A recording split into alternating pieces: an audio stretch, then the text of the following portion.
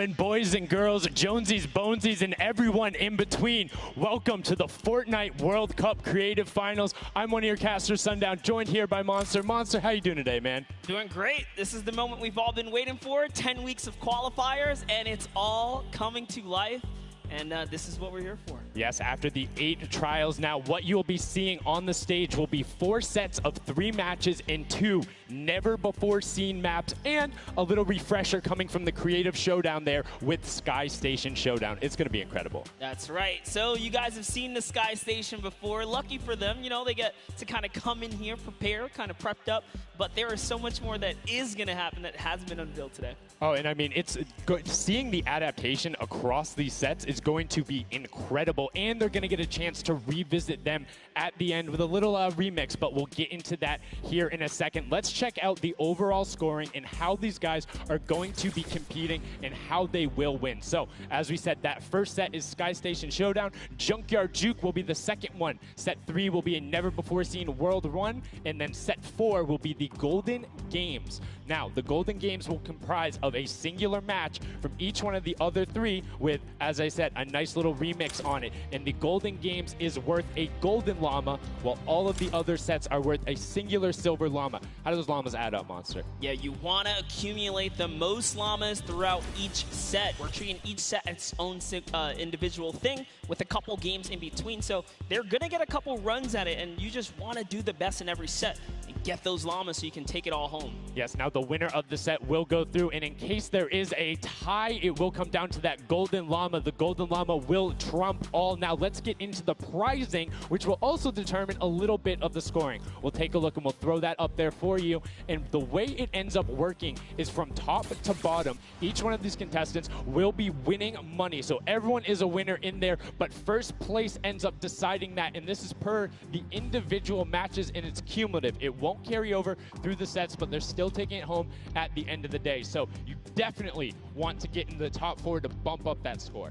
Yeah, that's right, and that is every game. Per match, we have a big winner. Of course, it's going to be divvied out between everyone competing, but come on, with the amount of games that's going on today, this is incredible. Yes, that is across 12 of matches total, so tons of chances to win prizes from all of these guys. Let's take a look at the roster and all of the teams who will be competing and give you guys a quick little overview. You can see Chicken Champions led by El Rubius, Sunshine Soldiers, got that one right too, Zeke, with Danyan and Achin representing as the captains, Funky Fighters with Tomoya, Karoku represented by Lachlan. But we got to give some love to the Ravens Revenge. You can see them up there, Little Whip Warriors. We already kind of touched base with Ninja. Llama Record, which you talked about a lot coming up into here, and of course, the Fish Fam, who's going to be led by Scissors. And these are some of the creative kings. They've been able to go through, run, qualify. A lot of them have had the world run, or not world run experience, excuse me, but in those death runs where they were doing the qualifications, but there are also some combat aspects. So we've seen Sky Station Showdown before.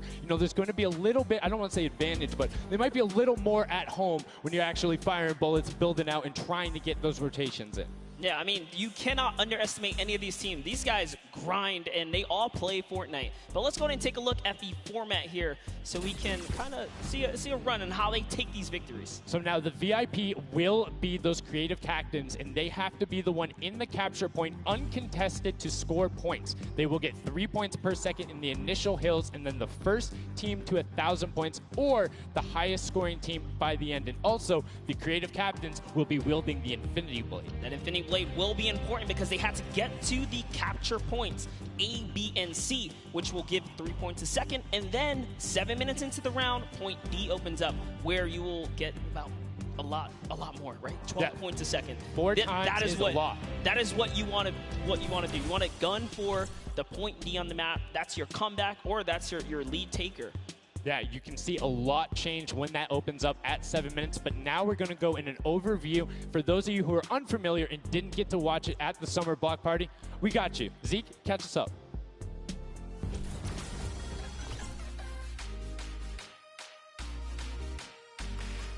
This map is a collaboration between Team Evolve and Epic. Now let's break down how it all works. For this very special event, we are bringing you an exciting King of the Hill style game built in creative by Team Evolve. 8 teams of 4 players will start at their home base on the edge of this massive flying city. Together, they will push 3 capture circles, racking up points by holding them down for their team. As each team heads toward the capture points, they'll need to protect their team's VIP, who plays a key role in this game mode. If they get eliminated, they'll respawn at the team's home base. The VIP is the only player who can earn points for your team while in the capture circle, earning 3 points per second. They are also the only ones who can wield the Infinity Blade, which deals massive melee damage and enables the wielder to jump incredible distances. It's the rest of the team's job to make sure the VIP gets to the capture circle and stays there as long as possible without being eliminated. With 3 capture circles across the map, teams have to strategize to figure out which point they'll be able to hold. Pay attention to your surroundings, because if lots of teams are fighting for the same point, there could be an open circle elsewhere. Hold up. Did I say 3 capture circles? Actually, there's a 4th one. Partway through the match, the 4th capture circle in the center of the map will open up and will award 4 times more points per second than the others. But with high reward comes high risk. After each match, teams will be ranked based on how long they held the capture circles and earn overall points based on their rank in that game. Those points will be added to an overall leaderboard, and at the end of 6 matches, the team with the most points wins. Let the showdown begin. Love seeing that and getting a quick rundown on how the teams can go about playing. Now, Monster, I have to ask you, knowing the rules now, seeing the map, seeing the teams, who is your team to watch out for? You know, early on, I thought the Little Whip Warriors and the Fish Fam were going to do good, but hearing from the Ravens Revenge, Gotaga now, I'm just shifting towards Ravens Revenge here. They've swayed me. Their entrance has really swayed me. They definitely had a lot of confidence down there in Gotaga. It can be very competitive at a drop of a hat. My team to watch, the Llama Record Co., Hand of Blood, Spenos, Alex JJ Carnifex. You heard him talk about it. 3 competitive veterans and a very aggressive German. That's a combination that I want to see on Sky Station Showdown. Now, we've done a whole bunch of talking, but I know why you guys are here. You know why we're here. It's time to play some Fortnite. The Fortnite World Cup Creative Finals starts right now. And this is it. We are loading in. Everyone's hopping out, and they are actually familiar with this map. So we're gonna see the strategies off the bat here. Let's see who can take away and break away with that early lead you saw there. Nice wide shot of all of our captains here. And here it is. Little Whip Warriors in the lead off the bat. Already you can see trades coming out now. A fun fact, the Infinity Blade wielder gets a bonus 100 health and shield, so he's sitting at the 200 mark. On top of that, Siphon is on. If you get an elimination, you get that 50 effective HP back over. That makes the Infinity Blade very hard to take down. They also get those big crescent move jumps to slam down. And as you can see going on the right-hand side of your screen, it is creative chaos all over the place. But now taking in with the Little Whip Warriors as they're able to clean it out, and Ninja's trying to rotate up top. Yeah, I'm sorry to break it to you, but the Llama Record was completely pushed off of their point. And now we have Ninja who's going in with the Infinity Blade. What a player to wield this one right here. Oh, he's getting pushed back. Notice how he doesn't even want to get eliminated. He wants to do as much damage as possible. But is that effective?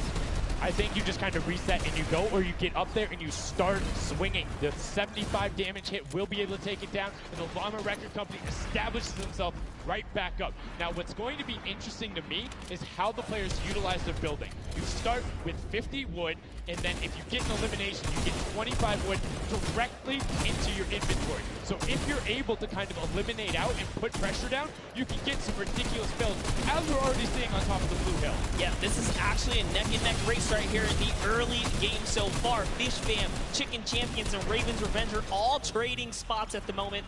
And Sunshine Soldiers comes right on in to wipe that up and get them out of there. And nice job for Stewart. And look at the Cuddle Crew across the way, just now getting their first points because they've been contested the entire time, whereas Llama Record Company has only had one team coming up towards them. Another thing to note, let's talk about the loadouts here, Monster. What are they rocking? They're rocking everything that you can get in the game, from blue tactical AR up to that hunting rifle. So you have the long range, you have the close range, you have the AR. You kind of just pick and choose your battle, what you want to use. And the one thing you're missing that the Infinity Blade wielder does not have will be 9 impulse grenades. So everyone has a bunch of mobility to be able to get up there. But you see right there, Scissors able to cut down a bunch and get a decent amount of timing. Let's take a look at the score. Little Whip Warriors climbing up, but it is only a 5-second uncontested lead, and they're building on it. Right now, not a lot of points have been scored, which means when that hill opens up at 7 minutes, it's going to be that much more important. Yeah, this is going way better than I expected. There is no one dominant team so far, but the Little Whip Warriors are doing so great right now. There goes Ninja, and he does get traded out. Raven's Revenge kind of takes it back over. Will Gotaga's squad manage to hold it down for long enough to get their, points in. Don't forget, he has to clear out the point. If there's someone on it, you're not going to get anything. Right, and as soon as you're up there, if teammates are not building for you, you're exposed for the entire map. Everyone else is able to see you. You can see El Rubius going in, but the double tack plus the Infinity Blade wielder of Hand of Blood. This Llama Record Company team is looking to go platinum with a great defense of their point. There it is, very nice. Finally starting to earn some points, trying to break that, triple digit Hand of Blood. Little fun fact right there. His dog Falco is Germany's second biggest dog influencer on Instagram. That's impressive, but I wonder who the first biggest is now. That's like, is there a statistic for that? Like, do you go down the line? But one thing I do want to note for Hand of Blood, look at the eliminations coming out of the Infinity Blade. Already sitting on 7 and being aggressive. As the more he gets that siphon going, the better he's going to be. But the Chicken Champions come out on top there. No tender defenders are going left. Able to hold the top, and now crawling their way back up there. They're only about, 10 seconds or so behind the Funky Fighters? Dude, wait a second. Where did the Funky Fighters come from? Suddenly they're at the top here, and the Little Whip Warriors have not managed to earn any points. Sunshine Soldiers looking to kind of ruin that festival up top, but it's Tomoya. We touched with him with Pookie early on. He said, you know what, he chose his players, specifically because they're great at death runs, but it looks like they battle it out too. They're doing a very good job of making sure they go at the same time. You can see Tomoya here being patient, doing everything he can to try and find an outlet, but he doesn't want to commit before his teammates are there. He's waiting for Kuzu. There they are. Kuzu coming up with them as well. The fight is on, but we switch back over to Scissors just chopping it down, but the fish fam is a sushi there as the retake happens. That is actually crazy. Watch him kind of wait there, prepare the ambush. His team comes up and they collapse on the point, and bye-bye fish fam. And notice they had enough mats to completely encircle the top, but the Infinity Blade will be able to come right out. So instead, Tomoya jumps straight up to just stall out a couple every second, because every second matters. As you see Kutu also on 8 elims right now. The sword players putting in work. We have a bit of a tie up top. Funky Fighters and Fish Fam. Llama Records so close as well. This is a close one for the run in the top 5 so far. And I like seeing the Funky Fighters using impulses out of spawn. You get 9 of them, so it's great to throw them off to knock other people off the point, but use 3 to get a little faster. These guys are all very experienced in terms of navigating basically every part of creative and battle royale, so they can use those little quick impulses to get themselves more efficient. As you see Zan go down, Suzu go down, Scissors go down right there as Lachlan is just cutting them apart. But Tomoya, again, the Funky Fighters come out on top with the Infinity Blades at least, so no points going over right now to the Cuddle Crew. Oh no, the Cuddle Crew does not have the Infinity Blade wielder here, so Clitex has to kind of hold it down for now and wait until the leader, the team captain, can get up to the top. If Lachlan gets there in time, he might be able to, but nope, they kind of lose their point of interest, unfortunately. And now Gotaga goes up and goes straight back down, not able to catch himself on the edge, so Raven's Revenge gonna have to wait a little bit before they get points, but have full control, and Gotaga unfortunately breaks some of his teammates' build there with the Infinity Blade. Yeah, you see Chappie. Chappie's from, the USA. His favorite aspect of creative mode is actually 1v1 build fights, so this is why they're doing pretty good right now. And they kind of close it up. Looks like the Cuddle Crew has come back, but the Fish Fam is here to ruin that entire party. Can they shut it down? And Scissors survives just for a bit more. And again, you see every single time the Funky Fighters go up, it is never a solo person.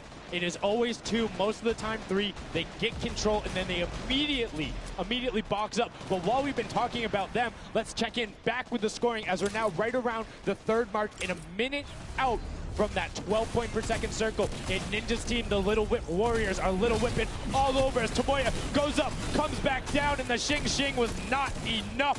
Cuddle Crew takes him down. I actually love that strat. You don't see anyone else really utilizing the dive straight up into the air to kind of disengage off the pressure. Ninja's doing a great job chopping up here. He's already at 8 of limbs. That, never mind, make that 9.